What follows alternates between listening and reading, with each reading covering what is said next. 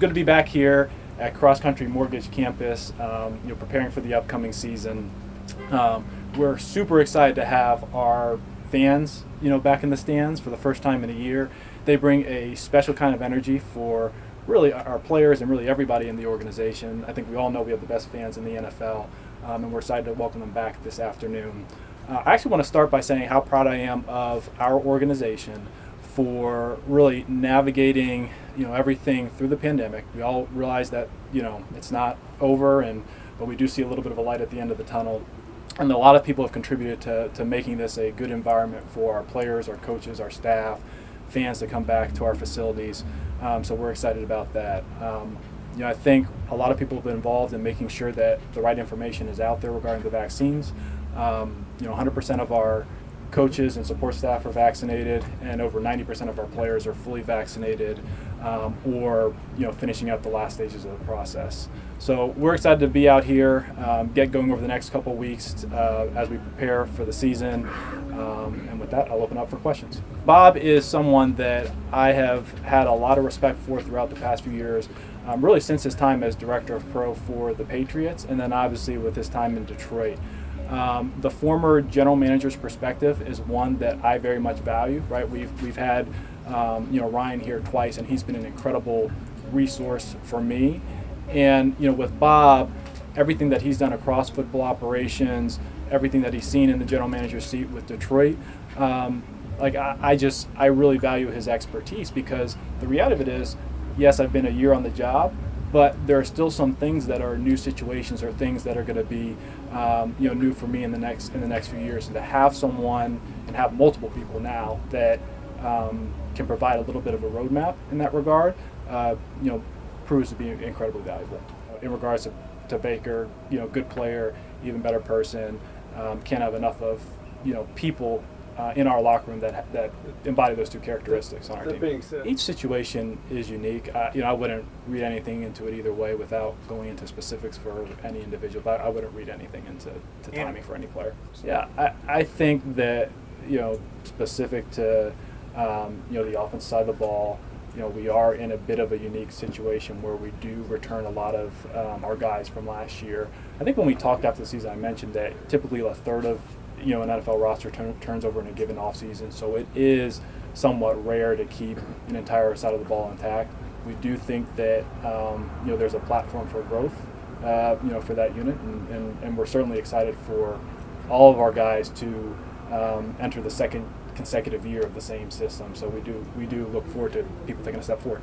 It's why we got in the business. It's the biggest thing that we do, and I know that we have a personnel department that takes an enormous amount of pride in terms of bringing the most talented individuals and people that fit our smart, tough, accountable mold, ultimately with the goal of putting together the best team possible. You can never have enough talent, because whether it's through changes for players throughout their career, injuries, you name it, kind of your needs today aren't necessarily your needs tomorrow. So for us, I don't think the approach really changes based on where we are with our team's life cycle. We're always looking for good players and good people.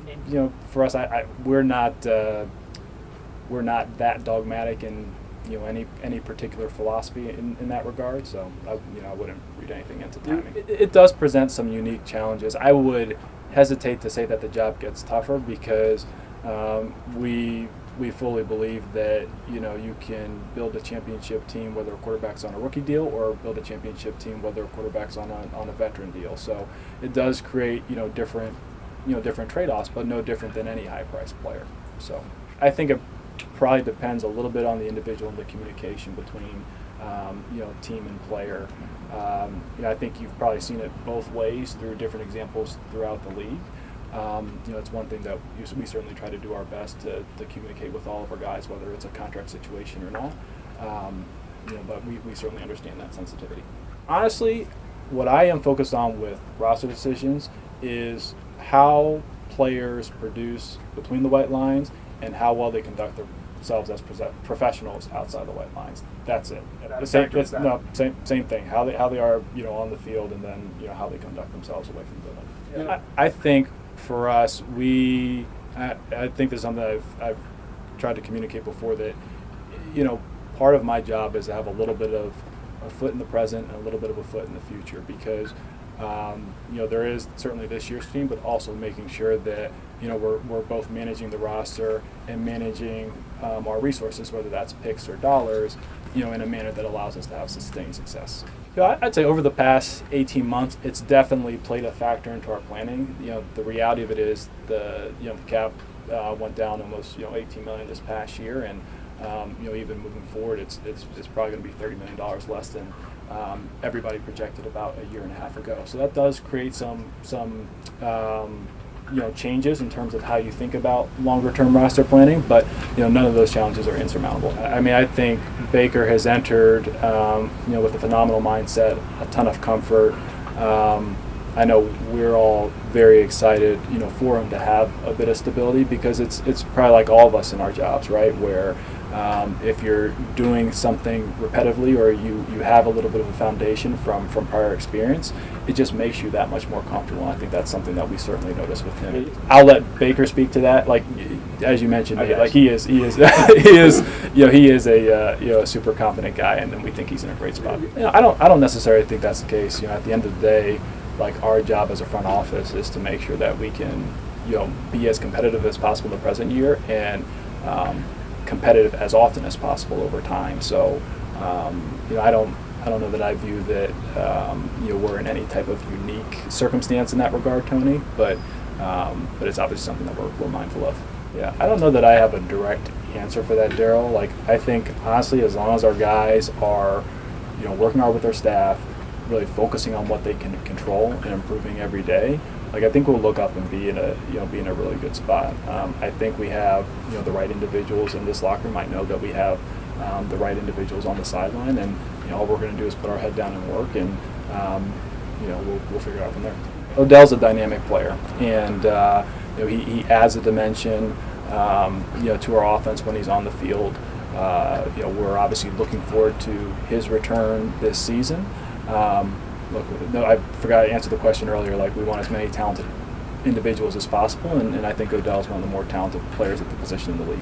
Yeah, it's less than ideal for really any player to miss the beginning of camp. But you're right, Tony, particularly a first-year player. That being said, between the work that Tarv, Ben Bloom, Jeremiah did this spring, and how engaged he's been in the meetings and virtual walkthroughs through this point, I know he's doing everything in his power to make sure that he doesn't fall behind. So look, it's less than ideal. It's a little bit of adversity, but it's also not a death sentence.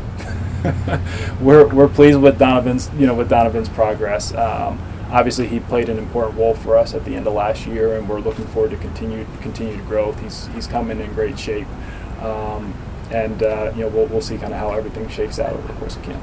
Yeah, I think one of the things that was attractive to us with Dimitri when we drafted him is just his versatility. We do view his primary position at running back, but his ability to actually have legitimate position flex and create mismatches is something that we value, and he's proven, really, since he's got drafted, just honestly how smart he is, because that's a really hard thing to do for any player, let alone a first-year player learning a new system. So it's a credit to him, and we're looking forward to seeing how he progresses throughout camp. Yeah, I mean, like I said, we feel really good with Baker's progress. He's made a ton of growth, both on and off the field.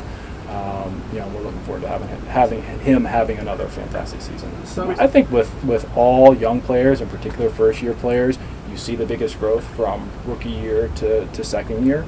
And as really not just specific to Jacob and Jordan, but all of our rookies during that class, as they now have their sea legs and know what to expect, and grow into bigger roles, whether it's on offense or defense, we really do expect all of our guys to take a step forward. I'm not overly concerned with Cody. I mean, he has a long track record through 2 stints here of doing a nice job in situations that matter. He missed a couple kicks yesterday. We all have off days, but I'm not. I don't think we need to over-evaluate or over-scrutinize him. I think everybody wants a stable, good kicker, and I think Cody proved that for us last year. I mean, I think he really worked his tail off in rehab to get back. I thought our medical staff did a phenomenal job with him this year. And honestly, he looks healthy. He's moving great. We expect him to play well. I mean, you hear a lot of, hey, this guy looks great coming off of an injury, and Odell, like, honestly, he's like a freak of nature sometimes. It really is amazing the amount of work that he put in and where he is today, and that's a huge credit to really his focus and dedication over the offseason. That's pretty easy for us just because we really do defer to the the expertise of our medical and performance staff. That's something that we will listen to the docs, we will listen to the trainers, we will listen to, like I said, the performance staff, and go by their data, their recommendation, because the last thing we want to do with any player coming back from injury is load them too quickly and then ultimately have them have a setback. So that'll be pretty easy for us. Yeah, so any player, whether it's our own roster or across the league, we evaluate within the context of the present year, certainly taking into account some history, but players do change over time. So with any acquisition, it's not this, hey, we like this guy 3, 4, 5 years ago. It's with all the present day production talent, you name it, factor involved. And we obviously like both those guys, acquired both those guys, and think that they have strong roles to play for our. I think it could happen to any scout. Like I wouldn't say that that's something that I haven't seen before throughout my career, but we do try and make sure that we do everything possible to make sure that we can eliminate blind spots within our evaluation process. Honestly, just continue to work with Kevin, the offensive staff, continue to gain mastery of the offensive system, gain more comfort into it, and honestly, like, all he needs to do is work, perform. Like, he's gonna be fine. Case it really has played a strong role. Number one, like, we brought Case here because he's a good player, right? Like, we feel very good if heaven forbid something were to happen to Baker, that Case could step in and get the job done. But obviously, his intimate knowledge of the offense, the amount of organizations that he's played in, and just like his whole history in the league. Honestly, it's almost a little bit like when I was talking about Bob Quinn a little bit earlier, can provide a little bit of a professional roadmap at certain critical points. I think Case can serve that, or has been able to serve that for Baker throughout the past year. That ultimately is Kevin's decision. It's something that with every big decision or even minor decision, we stay in pretty good communication. But I have total trust in Kevin, our coaching staff. That's their domain, that's their expertise, and they'll make the best decision to get the team prepared to play in September. Not really. I mean, it's really not an issue that we're really looking to have divide our team. Like, there are strong protocols in place for people who choose to be vaccinated and those who choose not to be.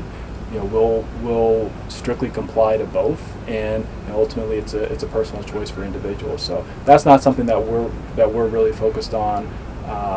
I think our team's in a really good spot in terms of coming together and bonding and embracing the work that we need to do to be ready for our season opener. I think that's something that we will continue to monitor. I know the league will continue to monitor as the science evolves. We dealt with a lot of that, quite frankly, last year, Daryl. So I think we're pretty accustomed to. I would say we, not only the Browns, but the NFL is accustomed to be very adaptable, We'll adjust as necessary to make sure that everybody's as safe as possible. Like, good players, good people, can't have enough of those guys in the locker room. Won't talk about any personal contract situation, but we certainly do value those guys. Those are always good problems to have, like, as a GM, and it certainly does create challenges at certain points in the year, but that's part of the job. And again, like I said, those are good problems to have if you have as many good players as possible.